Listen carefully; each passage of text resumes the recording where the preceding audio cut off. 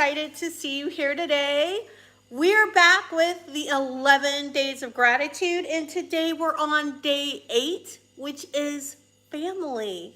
Now, don't forget with these 11 days of gratitude, this is an evergreen series.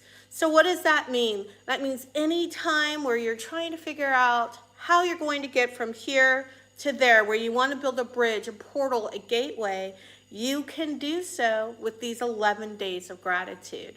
It's exactly what this series was built for at this time. And so if you're seeing just this video, you're just seeing day 8 pop up, you want to start at the beginning. In the description below, you can find the playlist so you can start day 1 or pick up wherever you actually did leave off. All right, so let's talk really quickly about day 7, a really quick recap.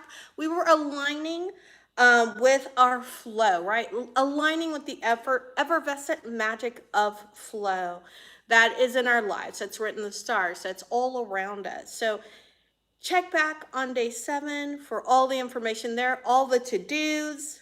There weren't a lot to dos. I don't give you guys a lot to do, but I do get you in action at the end of every video. So, in case you don't know who I am, you're wondering who this woman is just going to town right now. My name is Africa Arshield. I'm a guide to spiritually and socially conscious women who are creating soul-aligned lives. So, let's move on to day 8, and obviously I have my notes with me. So, day 8 is great. Day 8 is great. I'm super excited. I literally woke up this morning with a smile on my face. I was so excited about today. And sitting with the information for the day, I was kind of like, oh, that again. So for many of you, this is going to feel like, oh, that again. But I want you to look at it differently. And of course, you already know the topic is family. All right, so this is about appreciating your family, whether it's your family of birth, your adopted family, or your chosen family, right? Whatever family means to you, you're appreciating your family. And I want you to take some time. You can do this under meditation. You can do it with me now, just to jot down some notes. I want you to acknowledge what they have done for you. Right? Sometimes we really can't get into appreciation until we acknowledge what our family has done. It's so easy, and quite frankly, our brains are wired for this, to remember awful things that happened. I want you to remember some of the good things that happened, the time where your family really tried, where they came through for you. Those fleeting moments, it seems like for some of us, where that happened. But I think as you focus on it, you'll discover it happened over and over and over again. Our minds are just so fixated and put into hardwire those bad things. Sorry, I had a weird notification come up. So I really want you to bring in that gratitude for your family, right? And this is bringing in gratitude for yourself because, quite honestly, these are the folks who raised you, right? All your experiences that you had with your family, they have molded you. And you've been able to make decisions on them, especially as we've grown older, whether you're going to accept or reject how they were presented to us. And I hope part of that decision making on your accept or reject also had to do with, and this is something to really think about, the level of emotional and spiritual maturity those family members had, right? Sometimes they just didn't have that yet. Sometimes that emotional and spiritual maturity wasn't there. Sometimes resources weren't there, and we just didn't even realize it. So when you think about the level of spiritual and emotional maturity and the level of resources, were those things that you considered bad or that were really hurtful to you? And I'm not saying to forget them, but I'm just saying to put them in perspective, right? And from that space and place, appreciate what they did in the manner of what they knew to do. Sometimes we make really poor decisions because we lack knowledge. Sometimes we make really poor decisions because we lack maturity and we lack resources. And we wish we hadn't, but there they are. And we can't go back and change them, but we can go back and reflect with that person what would have been different. And sometimes that's what's needed. So whether, and when I say your family, sometimes it's very easy at the beginning just to look what happened to me, but also look at what you did, right? This gratitude, this forgiveness exercise isn't just about forgiving others. It's also about forgiving yourself. And in some cases, making amends, right? Sometimes, and it doesn't matter, you don't need to wait for someone to reach out to you. It's okay to reach out to them and bring up the situation if that's what's called for, right? If that's what you're called to do.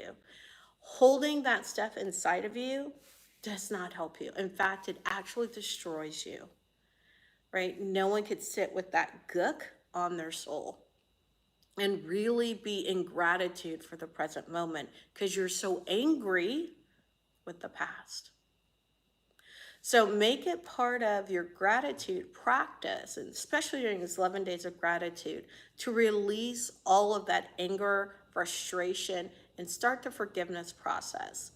And I'm not saying forgive and forget. I have to admit, I'm not a forgive and forget person. I'm not here to be a doormat, right? But I do know having it weigh down on me, having essentially allowing someone to still control me, that doesn't deserve to just control me because of what they've done. I'm allowing what they did to control how I interact with others, or even how I interact with them, or even not even to see certain people around them. And that's not fair to me, right? That's literally not fair to me. So that forgiveness allows me to move forward in my life in a way where I can continue to be in gratitude in the present instead of letting the anger from the past bury me alive, right? So look at it that way. You might want to try something like Ho'oponopono. If you don't know what that is, make sure to look that up or reach out to me.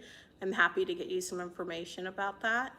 But that is a really good forgiveness, I would say forgiveness ritual, forgiveness routine that you'll start seeing has outward effects where you don't even engage with the other person, right? It's all, you're doing all of it, and it works on more of an energetic level. So definitely something to check out, especially we've all had some significant, I should say, most people have had some significant trauma from family.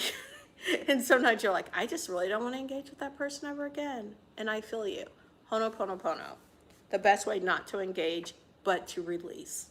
Okay? And then at the end, you just need to be in gratitude for the lessons you learned from your family. I mean, some of the things I learned from my family, I'm not. You know, it took me a long time to be grateful for those lessons. But they did help me become the person I am. They did help me make different decisions than were made when I was younger because I had different information. I mean, just literally had different information. And I could choose to reenact, right? The thing about family, we tend to unconsciously, if we're not thinking about it, if we're not focused, we tend to unconsciously do the same things that were done to us, right? We tend to perform the same patterns, and we're here to break patterns and to do what's in the highest for everyone. So keep that in mind.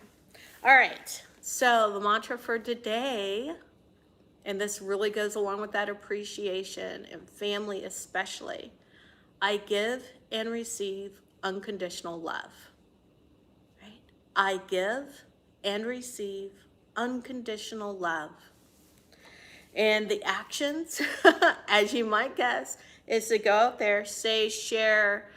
Aw, I'm so glad you've been loving this series. Go out there and say, share, forgive, accordingly. And I know is tough for a lot of people, but I know also that you can do it. Because I know at the root of who we are and how we want to be is love. Remember, I give and receive unconditional love. And in that is forgiveness. Okay? So share, forgive accordingly as to what came up. And then use this time to clear the decks, right? Clear all those decks in wisdom, in love, and in gratitude. And over these next few days, oh my gosh, guys, we only have a few days left. This is day 11. I mean, day 8. We only have 11 days. There's only a few more days left. Continue to fill your gratitude jar. Continue the physical grounding. These things are going to support you as you build that bridge, that portal, that gateway with gratitude. And tomorrow, I'm going to see you for day 9. Day 9! I can't believe it. So tomorrow I'll see you for day 9. And until then, peace, joy, love. To you.